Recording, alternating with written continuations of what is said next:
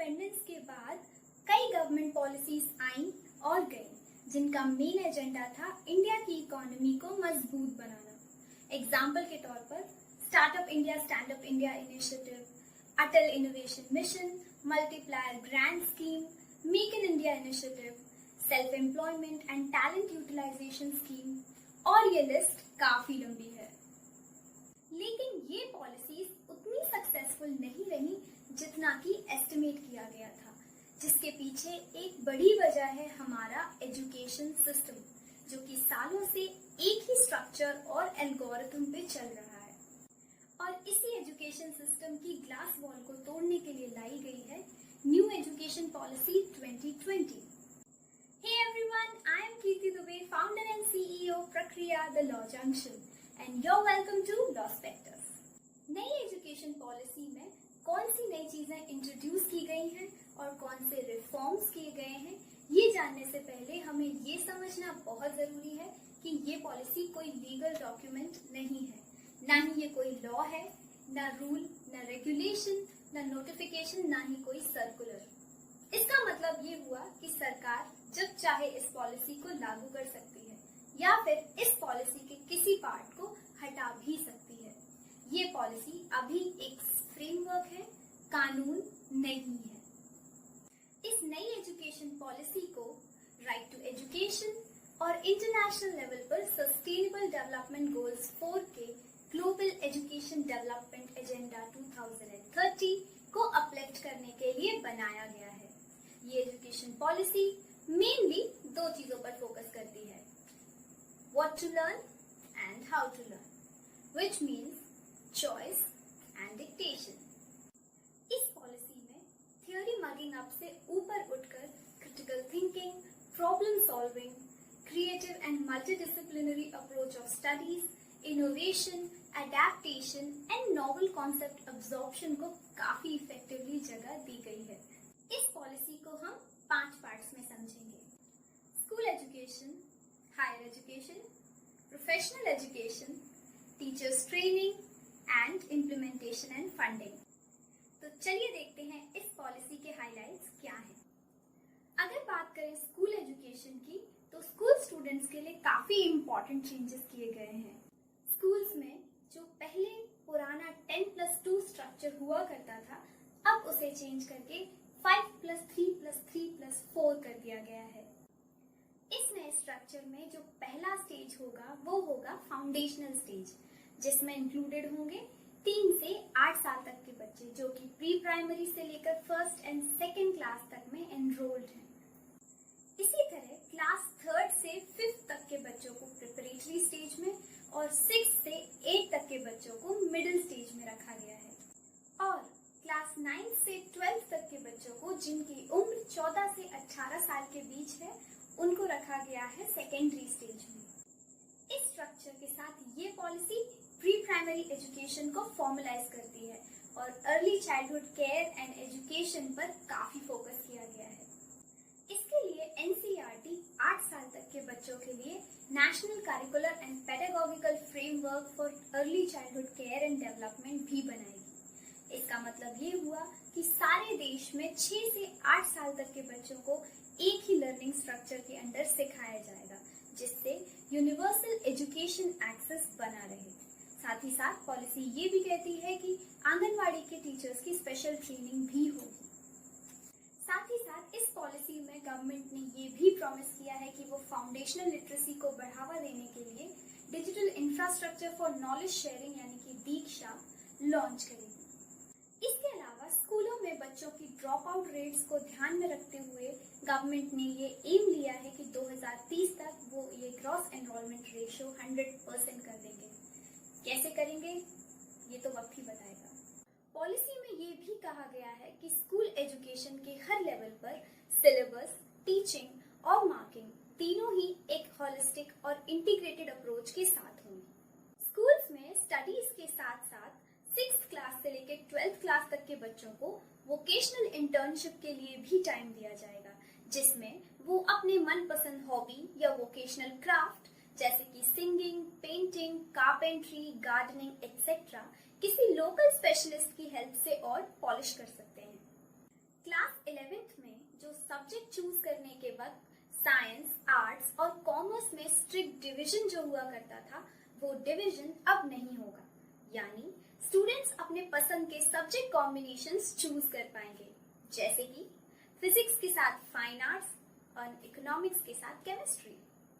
अगर बात करें मीडियम ऑफ एजुकेशन की, तो क्लास 5th तक के बच्चे कंपलसरी तौर पर अपनी मदर टंग या लोकल या रीजनल लैंग्वेज में सीख सकते हैं। इसके साथ ही स्कूल एजुकेशन के हर लेवल पर Sanskrit as an option available रहेगा।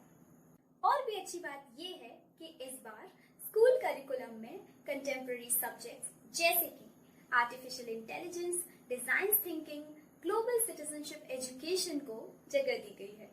रही बात मार्किंग की, तो इस बार सिर्फ एग्जाम्स के बेसिस पर नहीं बल्कि स्टूडेंट्स के को करिकुलर्स एंड एक्स्ट्रा करिकुलर्स के बेसिस पर भी मार्किंग होगी। इस इवैल्यूएशन सिस्टम को नाम दिया गया है परख, which means performance assessment review and analysis of knowledge for holistic development. अगर हम अंडर ग्रेजुएट एजुकेशन की बात करें, तो इस पॉलिसी में यूजी एजुकेशन को फ्लेक्सिबल और होलिस्टिक बनाने के साथ साथ मल्टीपल एंट्री और एग्जिट सिस्टम भी रखा गया है। यानी अगर किसी वजह से आपको अपने कोर्स से बीच में ही ड्रॉप लेना पड़ा हो, तो आप जहां से छोड़ा है वहीं से इसको बाद में फिर से कंटिन्यू कर सकते हैं। इस multiple entry and exit system में अगर आप कॉलेज का फर्स्ट ईयर कंप्लीट करते हैं तो आपको मिलेगा सर्टिफिकेट, सेकेंड ईयर कंप्लीट करने पर डिप्लोमा और थर्ड ईयर कंप्लीट करने पर बैचलर्स डिग्री। और अगर आपका कोर्स 4 इयर्स का है और अगर आप 4th ईयर भी कंप्लीट करते हैं with a specialisation in a major और माइनर सब्जेक्ट, तो आपको मिलेगी डिग्री विद रिसर्च। इस सिस्टम को इम्प्लीमेंट करने के लिए एक एकेडमिक बैंक ऑफ क्रेडिट्स भी बनाया जाएगा, जिसमें स्टूडेंट्स के एकेडमिक क्रेडिट्स डिजिटली स्टोर्ड होंगे। इसी क्रेडिट बैंक की हेल्प से स्टूडेंट्स अपना कोर्स भी रिज्यूम कर पाएंगे और ये क्रेडिट्स फाइनल डिग्री में भी काउंट होंगे। साथ ही पॉलिसी में ये भी कहा गया है कि ग्लोबल स्टैंडर्ड की होलिस्टिक और मल्टीडिसिप्लिनरी एजुकेशन को बढ़ावा देने के लिए मेरूज यानी multidisciplinary education and research universities establish की जाएंगी।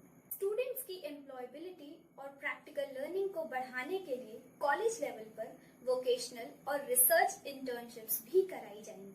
पॉलिसी में लॉन्ग टर्म के लिए स्पेशलाइजेशन इंस्टीट्यूशंस जैसे कि IITs, एम्स, IIMs वगैरह को मल्टीडिसिप्लिनरी एजुकेशन इंस्टीट्यूशंस में बदलने का भी एम लिया गया है। इस पॉलिसी में रिसर्च पर काफी जोर दिया गया है, जिसे मॉनिटर करेगा नेशनल रिसर्च फाउंडेशन। 2022 से कॉलेज एडमिशंस के लिए 12th बोर्ड्स के बाद जो मल्टीपल एंट्रेंस टेस्ट हुआ करते थे, उनकी जगह अब एक कॉमन यूनिवर्सिटी एंट्रेंस टेस्ट होगा, जिसके through students variety of courses में एडमिशन ले सकते हैं। और तो और इस पॉलिसी के अंदर आगे आने वाले सालों में लगभग 3.5 करोड़ नई कॉलेज सीटें ऐड करने का भी दावा किया गया है। अब क्योंकि स्टूडेंट एजुकेशन में इतने डायनामिक चेंजेस किए गए हैं, तो जिन टीचर्स पे इस पॉलिसी को इम्प्लीमेंट करने की रिस्पॉन्सिबिलिटी है, उनकी इफेक्टिव ट्रेनिंग पर फोकस तो होना ही चाहिए। इस पॉलिसी के अकॉर्डिंग टीचर्स एजुकेशन के लिए comprehensive national curriculum framework 2021 NCERT के साथ कंसल्ट करके बनाया जाएगा। 2030 तक टीचिंग के लिए मिनिमम क्वालिफिकेशन होगा 4 साल की इंटीग्रेटेड BEd डिग्री। नए टीचर्स को सिखाने के लिए पुराने फैकल्टीज या रिटायर्ड फैकल्टीज मेंटर्स भी बनेंगे। पूरे एजुकेशन सिस्टम को काफी हद तक डिजिटलाइज करने पर फोकस करती है ये नई एजुकेशन पॉलिसी। अब बात करते हैं इस पॉलिसी के इम्प्लीमेंटेशन और फंडिंग की। फंडिंग पर यूं तो ज्यादा एक्सप्लेनेशन नहीं दिया गया है, लेकिन पॉलिसी कहती है कि सेंटर और स्टेट्स के कोलैबोरेटिव एफर्ट से जो एजुकेशन में पब्लिक इन्वेस्टमेंट है, उसे 6% ऑफ GDP कर दिया जाएगा। रही बात इम्प्लीमेंटेशन की, तो पॉलिसी में सिर्फ सेटअप और फ्रेमवर्क पर बात की गई है। ग्राउंड लेवल पर इस डायनामिक और एक्सटेंसिव पॉलिसी को कैसे लागू करेंगे, इस बारे में पॉलिसी में या तो साइलेंस है या फिर कंफ्यूजन। लेकिन पेपर पर एकदम सुपर परफेक्ट दिखने वाली ये पॉलिसी कितने हद तक कामयाब हो पाती है, ये डिपेंड करता है उन चैलेंजिंग फैक्टर्स पे जो अभी इस पॉलिसी को इम्प्लीमेंटेशन के बाद फेस करने होंगे। गौर करने वाली बात यह है कि इस पॉलिसी का ड्राफ्ट आया था मई 2019 में और इसका फाइनल समरी अभी आई है जुलाई 2020 में। अभी तक इसका कोई फाइनल पॉलिसी डॉक्यूमेंट भी नहीं आया है और ये पॉलिसी कब तक लागू होगी इस बारे में अभी पॉलिसी में कोई स्पेसिफिक मेंशन नहीं है। इस पॉलिसी में ना ही कोई एनेक्शर्स है, ना ही किसी तरह के एक्सप्लेनेशन या डिटेल्स। कहती है कि वो राइट टू एजुकेशन, जो कि एक फंडामेंटल राइट है, उस पर बेस्ड है। लेकिन अगर ऐसा है तो सरकार इसे लागू करने में अपना मन मुताबिक समय कैसे ले सकती है? सोचने वाली बात है, राइट? पॉलिसी को पूरा पढ़ने के बाद आपको एहसास होगा कि इस पॉलिसी में इम्प्लीमेंट करने या लागू करने जैसी चीज के बारे में खुलकर बात नहीं की गई है। इस पॉलिसी को लागू करने में जो सबसे बड़ा चैलेंज है वो है एग्जिस्टिंग टीचर्स की ट्रेनिंग। नए टीचर्स की ट्रेनिंग तो चेंज्ड बीएड पैटर्न से हो जाएगी, लेकिन जो ऑलरेडी 80 लाख से ऊपर टीचर्स सारे देश में पढ़ा रहे हैं, उनकी ट्रेनिंग 2021 तक कैसे कंप्लीट हो पाएगी, ये सोचने वाली बात है, क्योंकि पॉलिसी में इसका कोई मेंशन नहीं है। पॉलिसी में ये भी कहा गया है कि सभी बच्चों को सेम लेवल की प्राइमरी एजुकेशन मिलेगी, फिर चाहे वो बच्चा आंगनबाड़ी का हो या फिर किसी प्राइवेट स्कूल के प्री प्राइमरी का। और ग्राउंड रियलिटी तो हम सब जानते हैं, ऐसे में लेवल ऑफ एजुकेशन को सेम फुटिंग पे ला पाना जरा मुश्किल दिखाई देता है, क्योंकि ये दोनों मॉडल काफी अलग हैं। ये पॉलिसी रूरल स्कूल्स में लागू कर पाना और भी बड़ी समस्या है। जिस तरह पॉलिसी में कैजुअली एजुकेशन को डिजिटलाइज करने की बात कही गई है, उससे देखकर तो यही लगता है कि गवर्नमेंट ने ये रॉन्गली अज्यूम कर लिया है कि इंडिया का हर रूरल एरिया परफेक्टली डिजिटलाइज्ड है। क्यों तो पॉलिसी में एचआरडी मिनिस्ट्री का नाम चेंज करके एजुकेशन मिनिस्ट्री कर दिया गया है, लेकिन पॉलिसी में इस बात का कहीं भी मेंशन नहीं है कि क्या एजुकेशन मिनिस्ट्री के फंक्शंस भी बदलेंगे। ये पॉलिसी एक बहुत ओवरली रेगुलेटेड पॉलिसी है। इस पॉलिसी में एजुकेशन सिस्टम के अलग अलग एस्पेक्ट्स को हैंडल करने के लिए एन नंबर ऑफ अथॉरिटीज हैं, जैसे committees, boards, regulatory authorities, directorates, councils, SCERT and NCERT जैसे कई बॉडीज को प्रपोज किया गया है। इस तरह मल्टीपल अथॉरिटीज को मेन स्ट्रीम फंक्शंस के लिए रखना कॉन्फ्लिक्ट और फंक्शन ओवरलैपिंग को बढ़ाएगा। इसके अलावा एक तरफ जहां क्लास 11th में साइंस, आर्ट्स और कॉमर्स के बीच की स्ट्रिक्ट दीवार को गिराना एक सराहनीय कदम है, वहीं दूसरी तरफ अपने चॉइस के सब्जेक्ट कॉम्बिनेशन चुनने वाले स्टूडेंट्स के पास कौन से करियर ऑप्शंस अवेलेबल हैं, वो किस कॉलेज के किस कोर्स में एडमिशन ले सकते हैं, ये पॉलिसी में क्लियर नहीं किया गया है। IITs physics plus economics plus fine arts वाले बच्चों को एडमिशन देंगे या फिर economics plus chemistry plus Sanskrit literature वाले बच्चों को किसी स्पेशलाइजेशन कोर्स में एडमिशन मिलेगा? ये कुछ ऐसे अनआंसर्ड क्वेश्चंस हैं जो इस पॉलिसी ने अपने पीछे छोड़े हैं। कहने का मतलब ये है कि इलेक्टिव पार्ट को फ्यूचरिस्टिक पर्सपेक्टिव के साथ नहीं बनाया गया है। ये पॉलिसी सिर्फ एजुकेशन के ऊपर बात करती है, लेकिन एजुकेशन के बाद एम्प्लॉयमेंट कैसे देंगे? एम्प्लॉयमेंट स्ट्रैटेजीज बदलेंगी या नहीं? इंडिया में इंडियन टैलेंट को रिटेन कैसे करेंगे ताकि वो फॉरेन ना जाए? इस बारे में पॉलिसी में दूर दूर तक कोई चर्चा नहीं है। कॉलेज लेवल पर जहां एक तरफ multi entry and exit system drop outs के लिए काफी फायदेमंद है, वहीं दूसरी तरफ कॉलेज में सब्सिक्वेंट ईयर पूरा करने पर मिलने वाले सर्टिफिकेट या डिप्लोमा कोर्सेज की एम्प्लॉयमेंट के पर्सपेक्टिव से कोई वैल्यू नहीं है। जहां आज इंडिया में अनएम्प्लॉयमेंट रेट 8.2% है और कई सारे डिग्री होल्डर्स जॉबलेस हैं, तो सर्टिफिकेट या डिप्लोमा होल्डर्स को जॉब कैसे मिलेगी, ये सवाल पूछना तो बनता है गवर्नमेंट से। तो पॉलिसी में कहा गया है कि जीडीपी का 6% पार्ट एजुकेशन फंडिंग के लिए होगा, लेकिन ये फिगर कोई न्यूली एस्टिमेटेड फिगर नहीं है। 1966 कोठारी कमीशन की रिपोर्ट में भी यही जीडीपी शेयर कोटेड था। सोचने वाली बात ये है कि इतने सालों में इंडिया इतना डेवलप हुआ है, लेकिन एजुकेशन का बजट वही का वही। इसीलिए जब तक इस पॉलिसी पर कोई लॉ नहीं बन जाता, तब तक कोई फाइनल स्टैट्स निकालना बेकार होगा।